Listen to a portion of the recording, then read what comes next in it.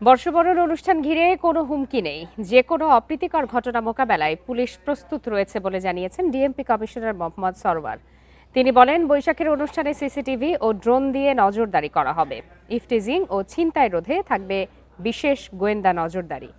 রবিবার দুপুরে রাজধানীর রমনা পার্কে বাংলা নববর্ষ 1433 উপলক্ষে সংবাদ সম্মেলনে এসব কথা জানান ডিএমপি কমিশনার। জানান, পুলিশ টাওয়ার, ফুট পেট্রোল এবং সাদা পোশাকে মনিটরিং করবেন গোয়েন্দা সদস্যরা। যে কোনো সাইবার অপতৎপরতা ঠেকাতে থাকবে মনিটরিং টিম। ঘটনাস্থলে মুখোশ, ব্যাগ ও ধারালো অস্ত্র বহন নিষিদ্ধ করা হয়েছে এবং ফানুস ও আতশবাজি ফোটানো যাবে না। রমনা পার্কের গেট খোলা হবে ভোর 5টায় এবং বিকাল 5টার পর আর কেউ প্রবেশ করতে পারবে না।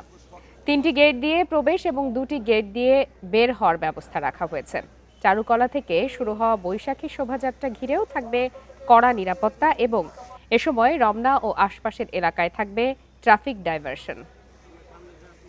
অনুষ্ঠান যাতে জাতি, ধর্ম, বর্ণ নির্বিশেষে সকলেই নির্বিঘ্নে উদযাপন করতে পারে, তার জন্য ঢাকা মেট্রোপলিটন পুলিশ ব্যাপক নিরাপত্তা পরিকল্পনা গ্রহণ করেছে।